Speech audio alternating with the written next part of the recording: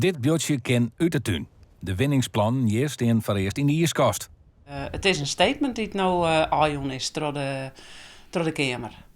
Ja, en daar ben ik toch wel blij om. Nou, wij vinden het wel belangrijk. Het is een heel duidelijk signaal van een meerderheid van de Tweede Kamer dat er ontzettend goed gekeken moet worden naar mijnbouw onder de Waddenzee. En dat alle rapporten die daarvoor beschikbaar zijn, dat die echt heel goed met de Tweede Kamer besproken moeten worden. Dus je mag niet zomaar over één nacht ijs gaan.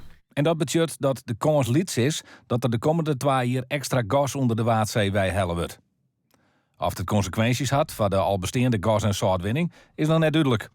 Dat zou kunnen, dat kan ik nu niet overzien, omdat die onderzoeken natuurlijk nog niet gedaan zijn. Maar wij hebben altijd wel het gevoel gehad dat er veel meer gebeurt en veel meer effecten zijn van al die dingen bij elkaar op de Waddenzee dan tot nu toe door de vergunningverleners, of het nou minister van EZK is of de minister van Landbouw en Natuur, eigenlijk doorhebben. Dus wij denken dat als je dat goed onderzoekt, dat je dan zeker weet dat sommige dingen echt niet meer onder de Waddenzee moeten gebeuren. En wat ons betreft is mijnbouw daar één van.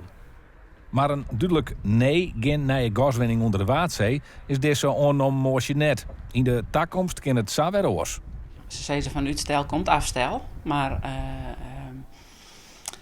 ja, misschien is dit toch wel een stap weer terug als ze toch een beslissing nemen dat duurzaamheid en andere vormen van energie nou toch belangrijker binnen en toch de vakker krijgt. Zeker omdat je in deze week ook hoorde van het KNMI dat we eigenlijk alles op alles moeten zetten om de uitstoot van nog meer CO2 te voorkomen.